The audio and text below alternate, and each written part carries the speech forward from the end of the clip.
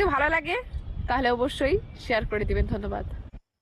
খুব ইমোশনাল একটা স্টোরি তোমাদের সাথে শেয়ার করব, যদি ভালো লাগে তাহলে অবশ্যই শেয়ার করবেন।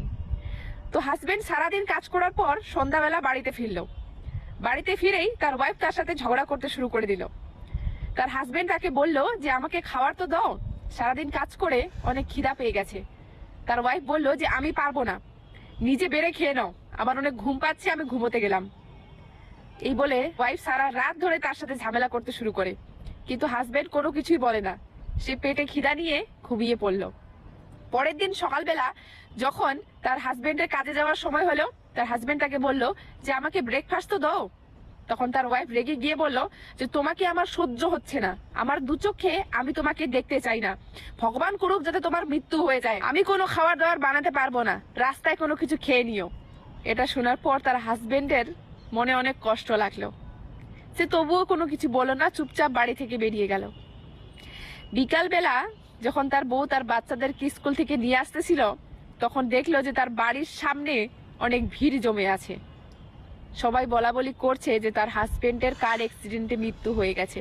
সে দেখলো যে তার বাড়ির সামনে তার হাজবেন্ডের মৃতদেহ পড়ে আছে। এটা দেখার পর তার মধ্যে আকাশ ভেঙে পড়লো।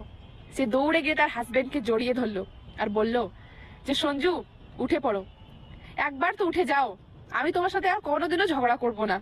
তোমার খুব খিদা পেয়েছিল না, চলো আমি তোমাকে খাবার বেড়ে দিচ্ছি, তুমি আমাকে ছেড়ে যেও না, আমি আর তোমার সাথে কোনোদিন ঝগড়া করব না, কোনোদিন কেচাল করব না, আমাকে ছেড়ে যেও না।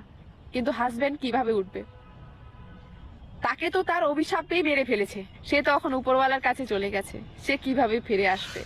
তার হাজবেন্ড মারা যাওয়ার পর সে একেবারে একা হয়ে গেছিল। তার আত্মীয় স্বজন, তার বাবা মা সবাই ধীরে ধীরে রং বদলাতে শুরু করে দিল। মানুষের খারাপ নজর তার উপর পড়তে লাগলো। মানুষ তাকে নিয়ে অনেক আজে বাজে কথা বলতে শুরু করে দিল।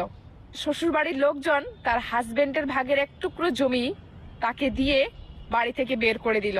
সে একেবারে অসহায় হয়ে গেল।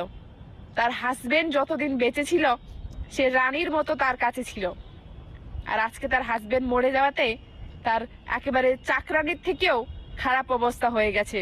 সেজন্য বলবো যে যতদিন হাজবেন্ড বেঁচে আছে ততদিন তাকে সম্মান করুন, তাকে ভালোবাসুন, আর কাজে বেরোনোর সময় তো কোনোদিনও তাকে কোনো অভিশাপ দিবেন না, কেননা মানুষের অভিশাপ খুব লাগে।